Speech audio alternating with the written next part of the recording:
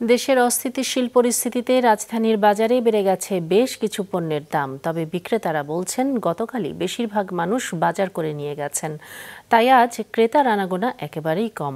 Mahmud কমলের report. রাজধানীর অধিকাংশ কাঁচা বাজারেই আজ ক্রেতা কম।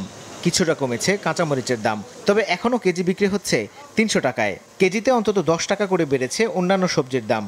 চলমান আন্দোলনকে ঘিরেই তৈরি হয়েছে এমন পরিস্থিতি বলছেন বিক্রেতারা।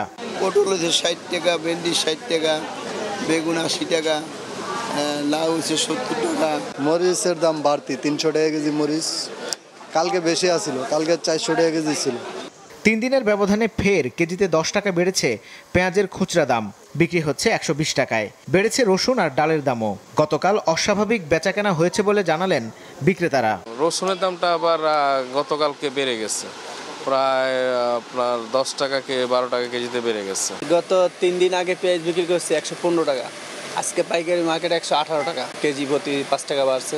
দেশি মসুর ডালটা, ইন্ডিয়ান ডালটা আগের দামে আছে। ইন্ডিয়ান ডাল বিক্রি করতেছে 110 আর দেশিটা বিক্রি করতেছে 135। আন্দোলন কি আরো বাড়বে কি বাড়বে না সেটা সুন্দর পরে বোঝা যাবে, কিন্তু এর আগে জিনিসপত্রের দাম বাড়িয়ে দিচ্ছে পাইকারি দোকানদাররা। রাত্রে তো পেঁয়াজের গাড়ি ঠিকই আসছে, ওরা শুধু সুযোগ খুঁজে দেশে কখন গন্ডগোল লাগবে, কখন কি করবে, তখন ওরা ইচ্ছা করে এই দামগুলো বাড়াই দেয়। এগুলো দেখার এখন কেউ না, এই সুযোগটা ওরা নিতে আসছে। আমাদের দেশে একটা কালচার যে একটা কিছু দেখলেই মানে এই ফায়দা লুটে নেয়। কালকা যে বেচা কিনা হয়েছে, বেচা কিনা আমি 8-10 বছর ভিত্তি দেখি নেই। আমরা 15 দিনে যা বিক্রি না করি, একদিনে তা বিক্রি হয়েছে।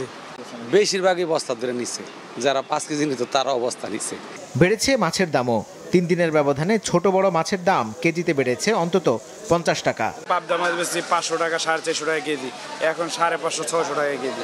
সব মাছ কেজি, ট্যাংরা মাছ বেশি আগে 600 টাকা কেজি, এখন 650 টাকা কেজি। অবরোধের কথা শুনছি না, কাস্টমার যাওয়া আবার কালকেই হয়েছে, আজকে গাড়ি ঘোড়াও আসে না, কাস্টমারও নেই।